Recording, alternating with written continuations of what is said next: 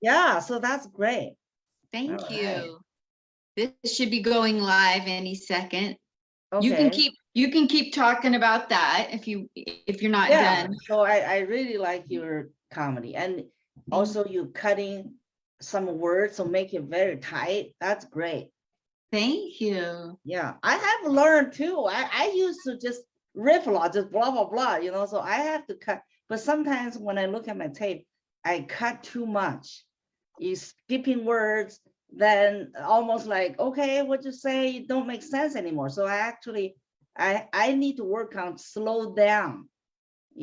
I do need to give more words in the setup and not just skipping word. Yeah. It's a fine balance, isn't it? I know. And also nowadays I watch mostly just 1 hour other comedians stand-up sets. Yeah. Yeah, and you get a lot of people submitting videos to you too. Yes, the people submitting to me, I normally just watch 20 minutes to see how much laugh they get, but those are mostly local comedians, they cannot compare with those heavy hitter in YouTube. Those are masters. Yeah, those are, I find a lot of new people say, wow, this is amazing. I'll recommend 800 gorilla, some that channel, because a lot of the people are building their own brand, like dry bar comedy is one brand, right? What else? There's other brand, they're building their thing, Comedy Dynamics, Netflix, they all have Comedy their own. Dynamic, yeah, they have their own platform. And there's other people, newer rivals now doing that. See, we could do that too. I could, like, for example, Right Line Hotel is a grizzly bar comedy show, because all I need to just have hire a professional photographer. So take 1 hour video, and if we like somebody, I like this, wow, this highlight is great. So we start putting on a channel to create a channel on YouTube, says grizzly bar comedy, something, right? Of course, you only pick good ones, put it on there. Yeah. And then you're building from there. When the venue have going through so many headliners, there's gonna be good ones, medium, bad ones. So you see what I'm saying? So you start putting in there, then you're building the inventory of good comedies. Then gradually, when people watch more and more, then a brand forms. Yeah, that's how it works. Yeah. Well, let's go into the introduction of the show and your intro again. So, hi everybody, it's me, Linda Marcus Smith. I heard your voices have a lot of noise, Linda, for some reason. Yeah. Not on this end, and yours is perfect. Oh, good, because so I heard a lot of noise. There's nothing in here. Okay. Nothing. That's weird. That's not going to be good for you to have a tape if there's noise. Yeah, I'm now recording myself, but if on your end, you can have a good, you're not recording? It automatically records to my computer. What I'm answering to right now is that there is no noise in here. Nothing, not even a cricket. So that's what I'm saying. On your end, if it's good recording, I can use that. So I got you. Because I'm not recording. Yeah. Okay, I will record to the computer. Okay. And to my Zoom file, so I'll have 2 recordings. Okay, thank you, Linda. Absolutely. You look fabulous. You look fabulous, by the way. Thank you so much. You do too. Thank you. Hi, everybody. It's me, Linda Marcus Smith from Comic Spot. And these videos are so that you can keep back at home and get to know comedians, who they are off stage, and see if you like them and want to follow them and help their careers and watch their videos, help their numbers increase. You're going to learn a lot from each video. Look for one good thing. Maybe you don't like Steve in Philadelphia. Maybe you like Ying up in Washington. It doesn't matter. You got enough here to choose from. Just scroll through the videos and click and have fun binging on these. I appreciate all the support you guys have given me for over 2 years doing this. By December 5th, I'll have 1,000 interviews up there for you to see. And I have a big show coming up on December 10th with Tommy Chong coming to celebrate it. And Sinbad has been invited, and he might make a cameo appearance just to support. Don't think he's feeling 1,000% yet, but still. Yeah, so, thank you for watching. Yeah, support Linda. Yeah. Thank you. So today's guest is the amazing Ying Vigilan out of Washington, and I'm going to read the intro she sent me. A second. I have to hook up my battery. 1 second, Ying. Okay. Your room looks fantastic. Thank you. I'll be right back. Okay.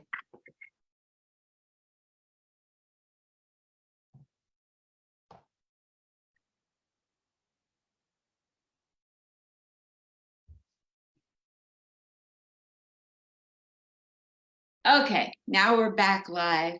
Oh yeah, I'm gonna do the voice is better too. Now your voice is clear now. Yeah. Good. I'm going to start the recording all over. So here I go. I'll be right with you in a second after the intro. Okay, okay. Hi, everybody. It's me, Linda Marcus Smith, with another episode of Comic Spot that you can find on YouTube, comedian Linda Marcus Smith. These interviews are for you at home. Whether you watch it while it's live on my Facebook or on Ying Vigilan's Facebook today, or you watch it after the fact, it doesn't matter. It doesn't matter if you're dressed. It doesn't matter if you're drunk. Nothing matters. Just watch the videos. Get to know these people. It's not for me to highlight myself. It's so you can get to know Ying Vigilan today. And who is she? Who is she off stage? What's she like? What does she like? What does she do when she's not doing comedy and helping other comedians? Who is she really? You don't know. You don't know if you like her. You might accidentally find her at a comedy club in Portland, Oregon someday and go, well, why is she in Portland? She lives in Washington. These are things you're going to find out right here. So sit back, watch the blinking lights. Yeah. And let's have some fun with Ying today. So I want to read the introduction that my guest, Ying Vigilan, has given me. We interviewed previously, but this is a special drop-in, and I'm happy to have her back. She's very fun, very interesting, so pay attention. So here's her intro. Linda, just say I'm doing full-time comedy now.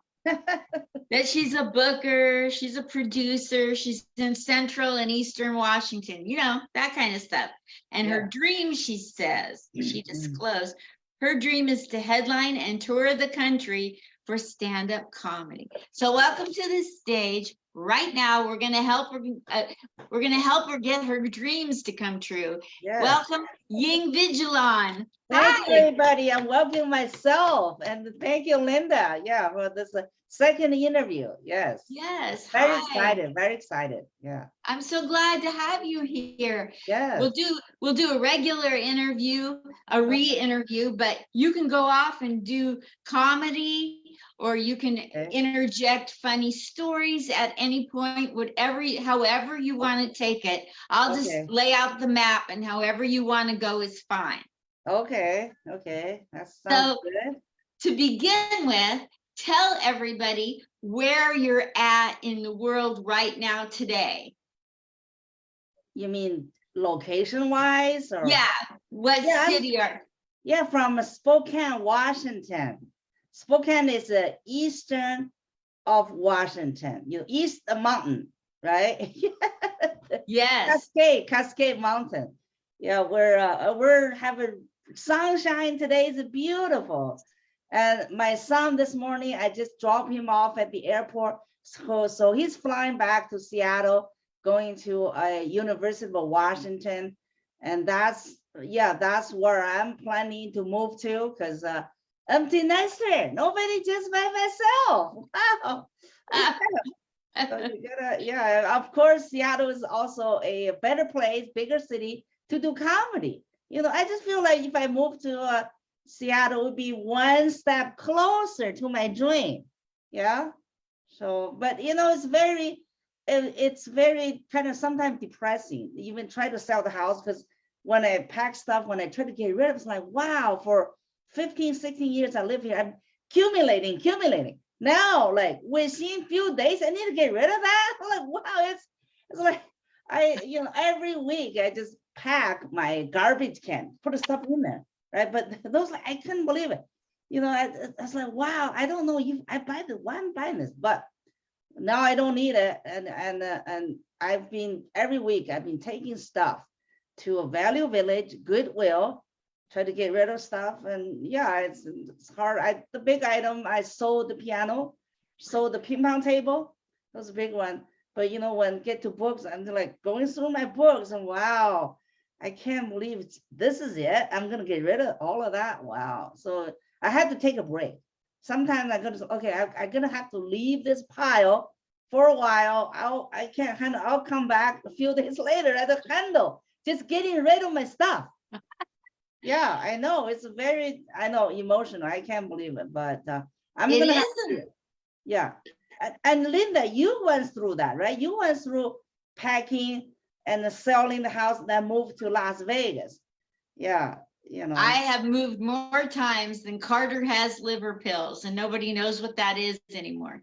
Yeah, it's hard, but it's hard. You get attached to things. Yeah, I know. It's like, what if I'm gonna use this 5 years from now? It's like, oh. I know, it's so hard to get rid of things, Yeah. I have this great big furniture that holds my television. Oh, okay. I bought that whole thing just to hold my television. I don't need it, but I don't want to get rid of it, you know? TV stand. Yeah, I know. So I think in a few months, everything I own are gonna end up to some boxes. I'm thinking I started with just 5 boxes. Now I'm saying 10. I think by the time I move in, probably 20 boxes. That's all I need is in 20 boxes. Everything else will be gone. Yeah. That's great. 20 boxes is enough. Like 4 boxes for every room. Okay, yeah, 20 boxes. Maybe the number will go up. You don't know. So you're in my house here, but anyway, Linda, go ahead. So you're in Spokane. How many years have you lived in Spokane? I would say I've been saying comedy 26, 27 years. That's about right. Yes. Because I work for the Department of Ecology, which is the Washington state government. I worked for them 26 years. Last year when I quit. Oh, okay. Yeah. So last year when I quit, so 26 years, so I came to Spokane 1 year before I got that job. So 27 years is about right. Yeah. And both your children are raised, so you're an empty nester? Yeah, I have 3 children, 2 biological, 1 girl, 1 daughter, my son, and I have a adopted daughter. She's from Ghana, Africa. Yeah, wow. She's 22 years old, and she just got married this year. And during Thanksgiving, I was surprised to find out she told me she's pregnant. I was like, wow, I know. She's the first one gonna make me a grandma. Wow. That's fabulous. I know, actually, I'm very excited. So this is the first time I even said it online. This is the first announcement. Because I just when's the baby due? I think it's July, next year, July, in the summer. Fabulous. Yeah. Wow. That's so great. That's brand new news, man. Brand new news. Wow. Wow. Now you have somebody in your family presently serving in the military, don't you? That's my daughter. That's my this daughter that just got pregnant. Yeah, she's in the Air Force. And where is she at right now? Are you able to say whereabouts she's at? In Spokane, we have Airway Heights. We have an Air Force base. So she's working at the base right here in Spokane. Fabulous. Yeah, that's Fabulous. where I am. But she has her own apartment. Because she's married, so she's living with her husband. Yeah. Fabulous. Back in my day when I was in the military, if you got pregnant, you had to get out. Oh, she said not nowadays. She said she can have 3 months off. 3 months, maybe even paid. Maternity leave. I was like, wow, why not? Then do it. That's fabulous. Yeah. So you're proud of your 3 children. You've Yes. accomplished that in your life. What are some other things that you've accomplished besides 3 successful adult children? Well, I think coming to America, that's a big decision, right? That's kind of a big accomplishment because at the time when I left China, actually my life was doing good. I got apartment, I was like pretty good job. I was teaching at the time. So it's almost like it's kind of like community college job. I was teaching chemistry, and but I just didn't feel like that was all I had. Like this is it, And I was still young, so I just left everything behind and came here to pursue master degree. That's the reason. But that was a big transition. You know what I'm saying? Then from working to all of a sudden no income, have to go to school, and I had working in a restaurant as a waitress at the time. I had to support myself, and just reestablish everything from zero, starting from zero again. So that's a big accomplishment.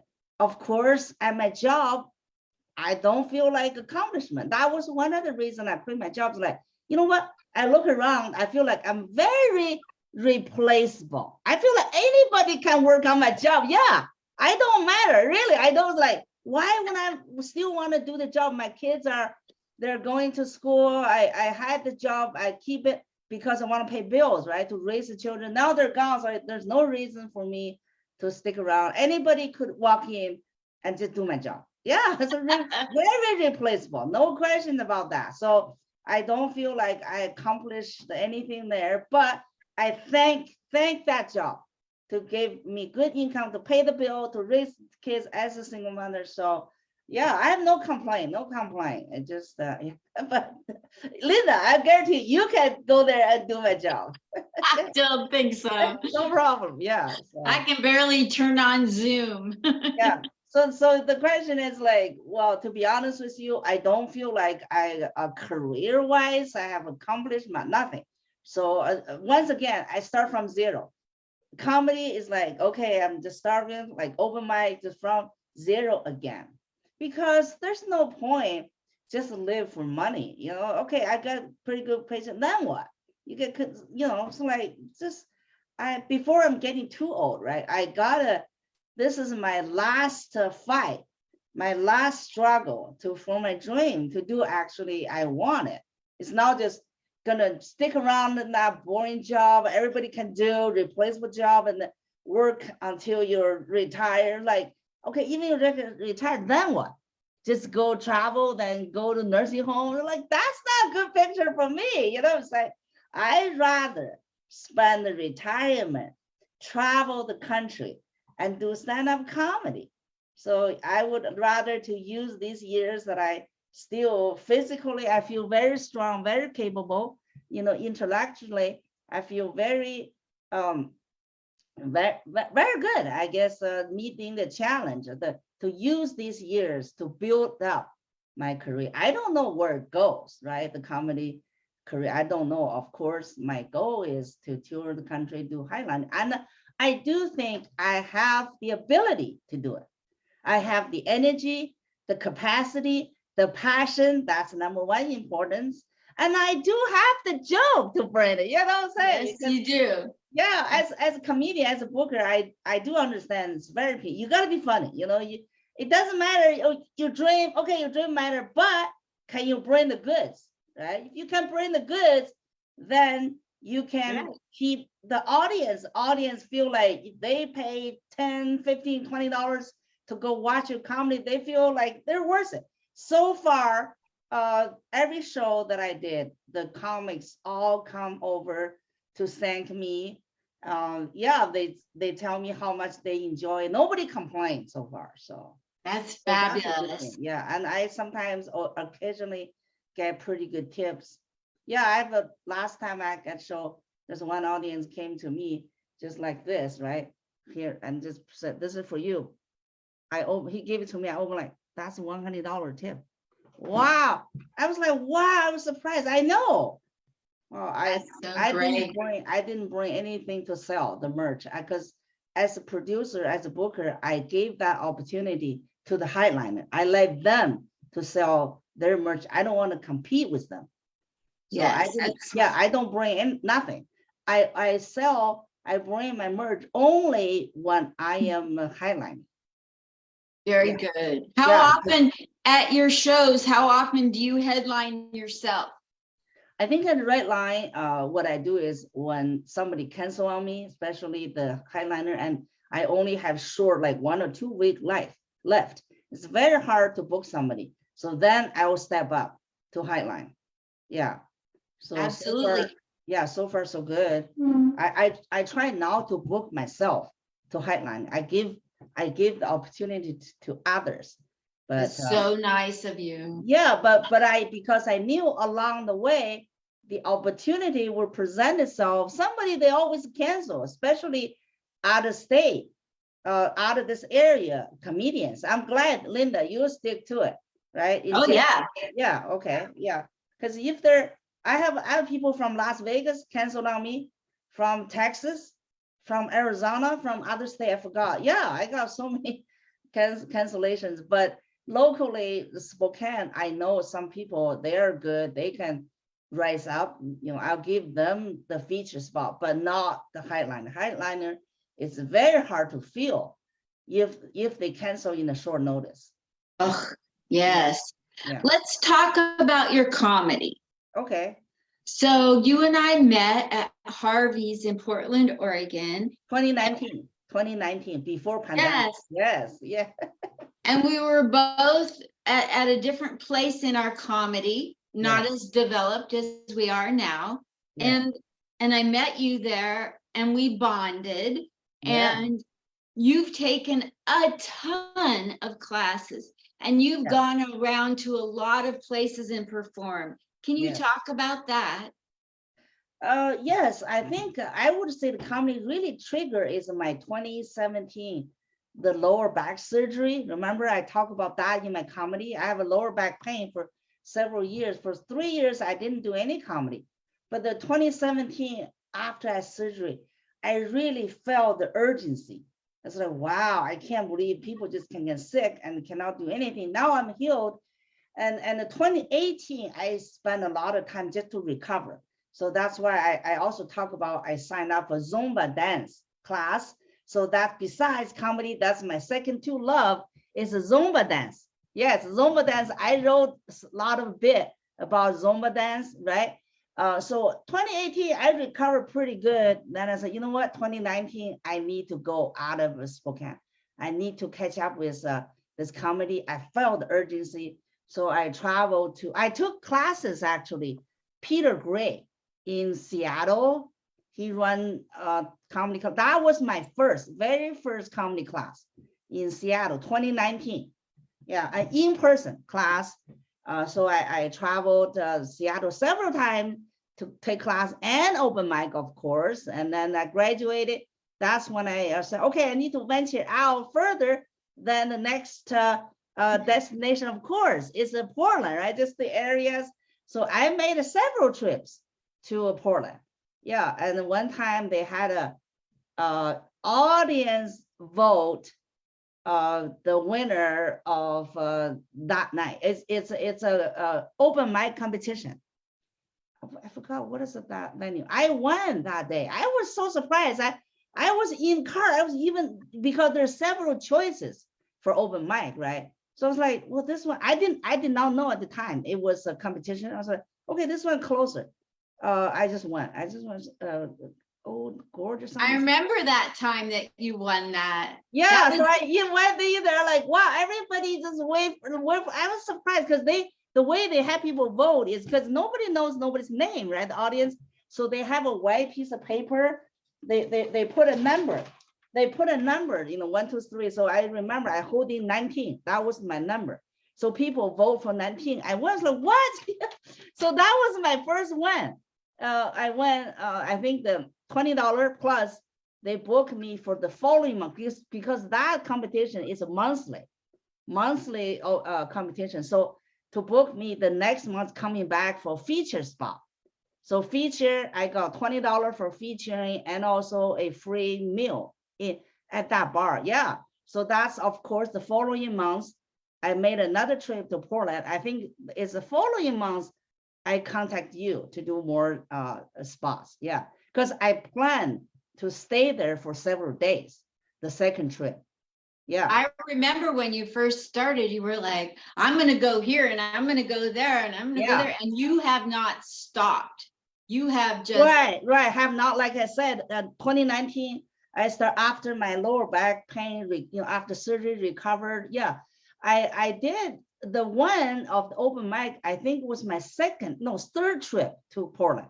So before that, I made a 2 trip just to go through different open mics. Yeah, I just went open mic. And that one, it just happened to be, they had a competition going on. I didn't know. Yeah, so then following that, so I think I would say total 2019, I made 4 trips to Portland. Yeah, the last one is with you. I really appreciate that you gave me a spot to feature for Debbie, right? For that show. Debbie Wooten. Yes, Debbie Wooten. Yes. Yes. So really happy to have met you and Debbie. I also booked her back to Pasco.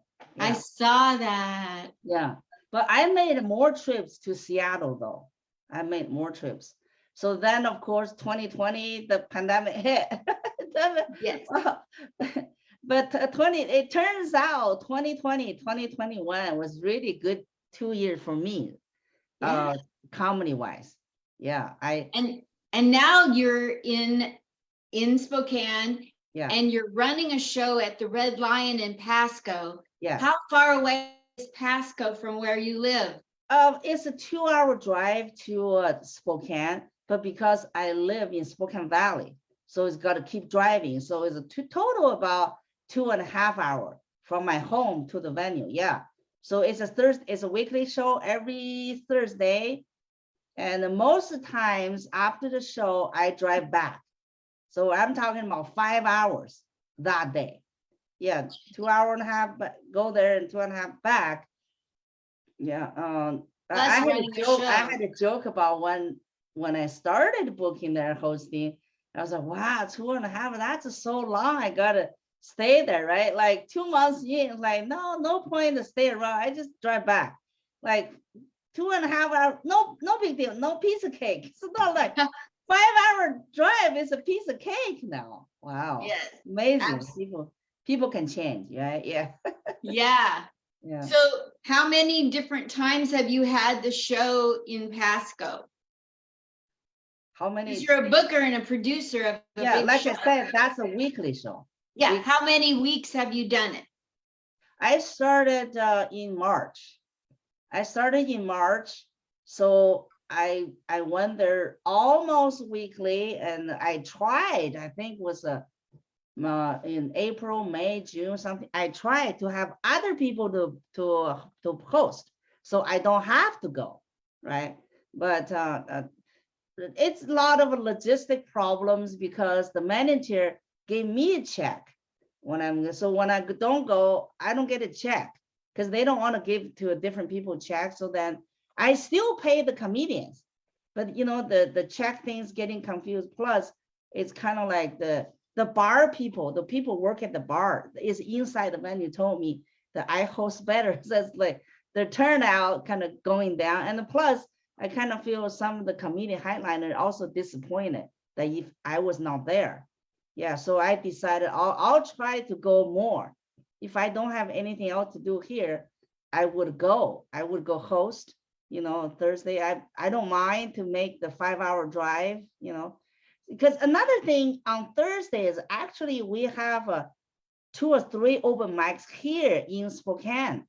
If I don't go there, I can do stage time here.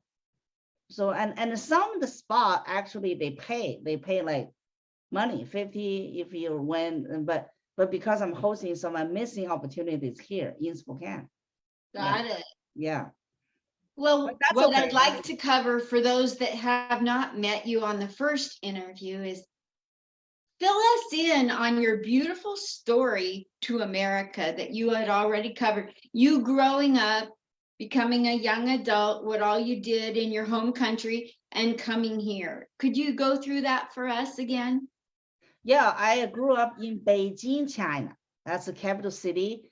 But I went to university in China in the southern part of China. It's a Zhejiang University studying chemistry. And Zhejiang University is a very good science and technology university. It's like they call it Eastern MIT. It's that famous. Yeah.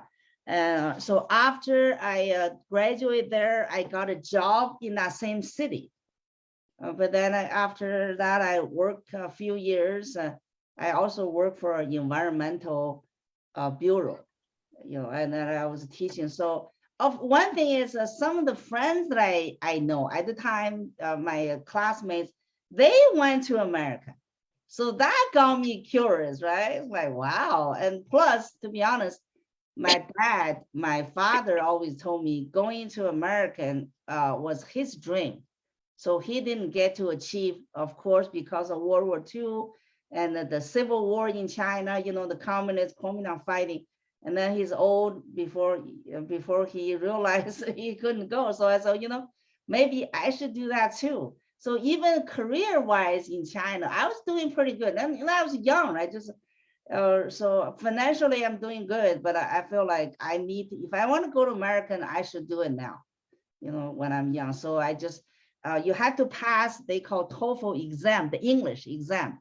So I applied for graduate school here. And of course, in order to get out fast, I didn't apply the good school, right? I just applied several. I remember I applied University of Idaho. I thought that's easy, and then some school in Montana, I don't remember now. It's all Western state.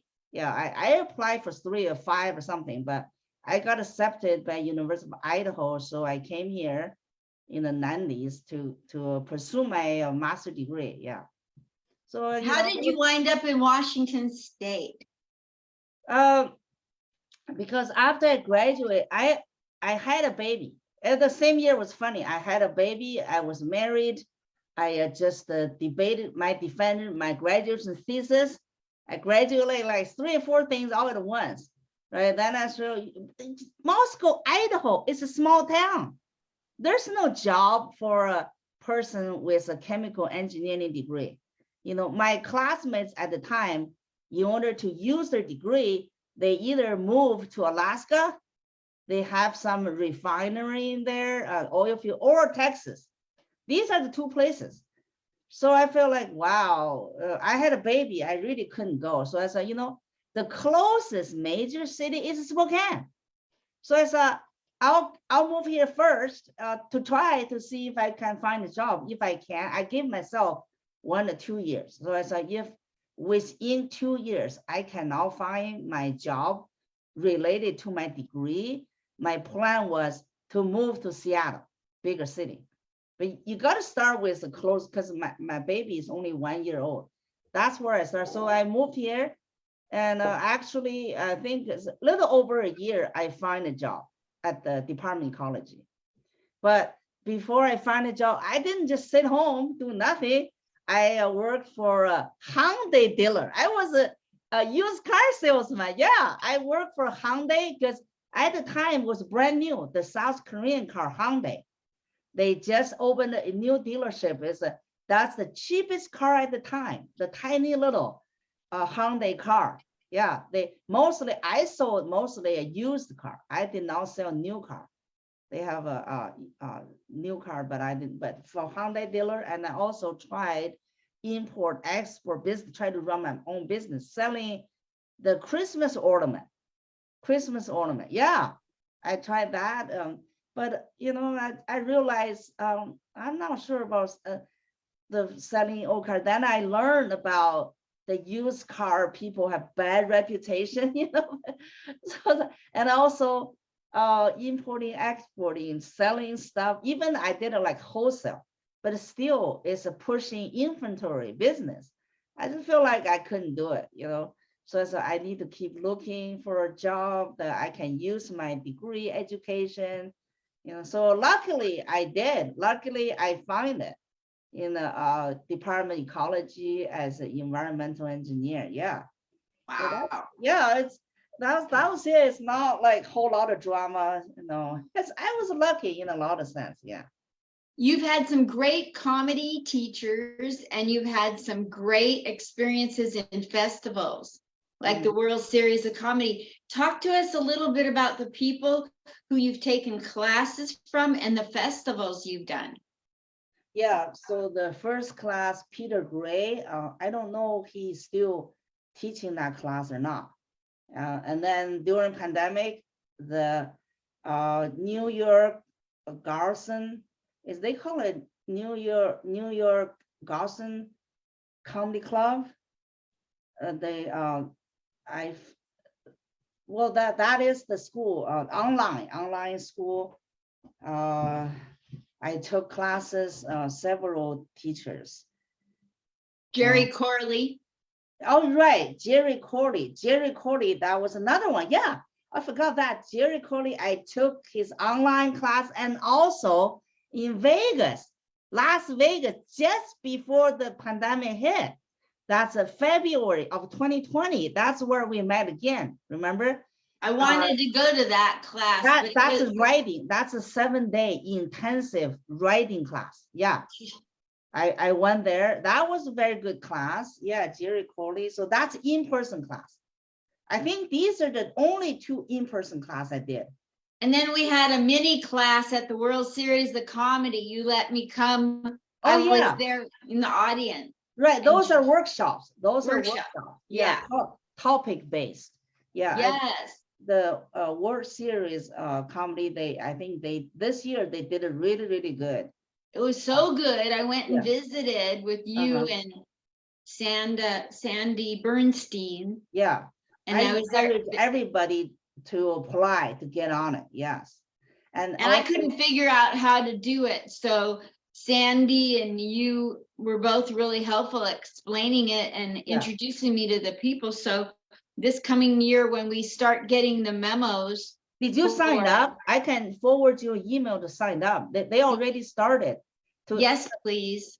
Yes. Okay. Okay. You drop your email to me. Okay. I'll forward you that email to how to. Thank you. I would love to. I also have a discount for early registration. They have a discount right now. Okay, I'll do that on the 1st. I'll get that out right away. Yeah. So because you're so close, you're right there. I know. Yeah, and every year in September they have their final round 101 comedian at the Las Vegas. Yeah, so you definitely should do it. Absolutely. It was so professional. I was so impressed. Yes, I think they run a pretty good show. And I think I signed up again for 2023. I think because of that, I try now to sign up for others, because there's a lot of festival there. There's a lot of competition. You really have to pick and choose. Yes, you do. Yeah. Yes, you do. So what do you have to say in closing? We should probably wrap this up, but in closing, what do you have to say to people who are just starting in comedy? Maybe English isn't their first language, or maybe they're not comfortable in front of people, or they don't know what to do, or to those that are in comedy that want to eventually run their own show, travel, do competition. Give some advice from your experience, Ying. You have a lot of experience. Okay. I think number one thing, if you see Ying can do it, you can do it. It's almost like butt of a joke here because I hear the comedians, they're like, wow, if Ying can do it, yeah, you can do it. So yeah, if I think it's to start with, like, because they're, I don't know, they're bothered or they're just joke about my accents, you know. One thing, I never saw my accents bad, but if other people think it's bad, you know what? It probably pretty bad, you know. So that's one thing. Another thing is if you really enjoy startup comedy and if you have passion, you should stick to it, no matter what. Always try to get on stage, use all the open mic opportunities, you know, to start. But over the years, I did see, especially female comedian. There's so many people. We started about the same time. So many of them, they're gone. I don't know where they are. They just dropped. Especially female. There's just so many reasons can drag them. You know, family, kids, or for whatever reason. That's for female. For male comedians, what I saw is that a lot of them, I haven't seen a lot, but a pretty good percentage of them get on stage and try to get exposed so they can get date. You know what I'm saying? So after they got date or married or whatever, and they dropped off, like they're just disappear from on the face of the earth. So that's why if you stick to it for so many years and you still love it, you still feel passion, and you just feel like this special thing, and you're happy, you know, and then you should continue. You should pursue your dream. Then that is your dream. And I do think comedy can make people a better person. I would say comedy really changed my life. It changed a lot of aspect. I don't think I am who I am today if I have not done comedy. For one thing, comedy brought me to meet this guy I said the other day is a Nigerian in person, right? I dated this guy. He's in the audience.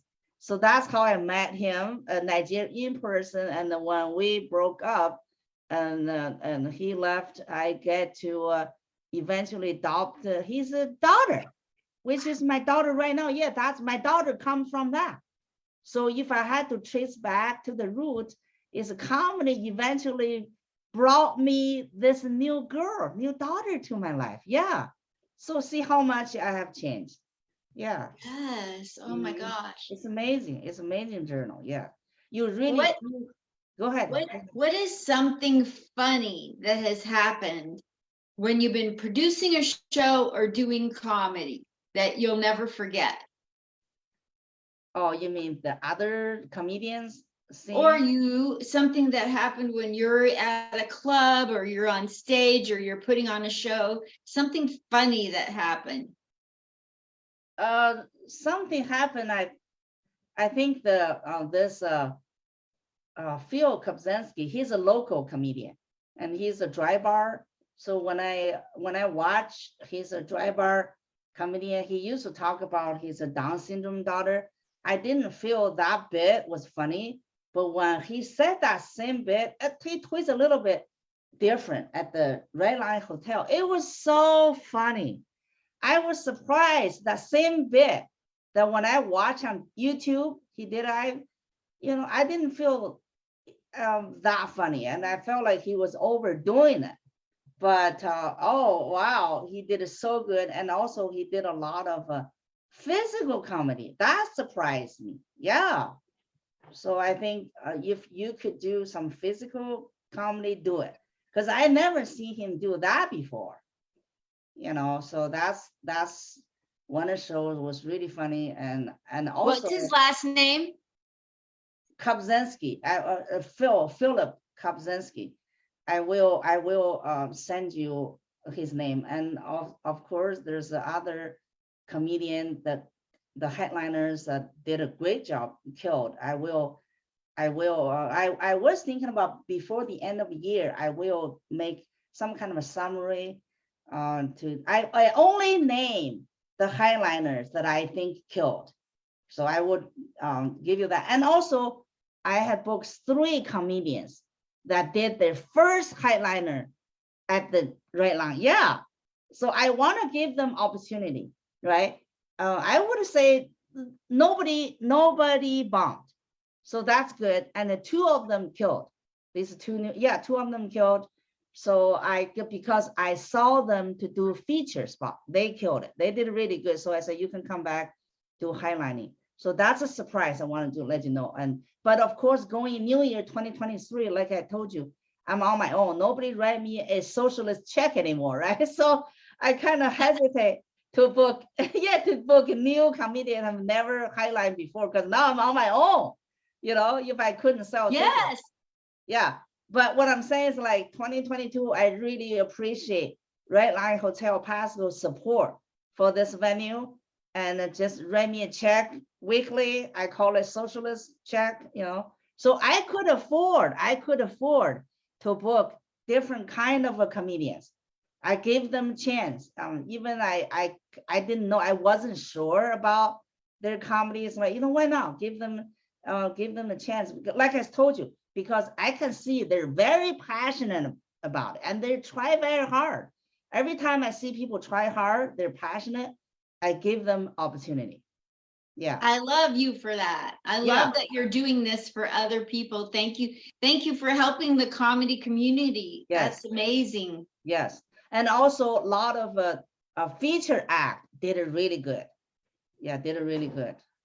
Super. Well, I want to thank you for this time, you coming back and going back through your life and updating us on all that you're accomplishing. Where do you want people to come and see you perform?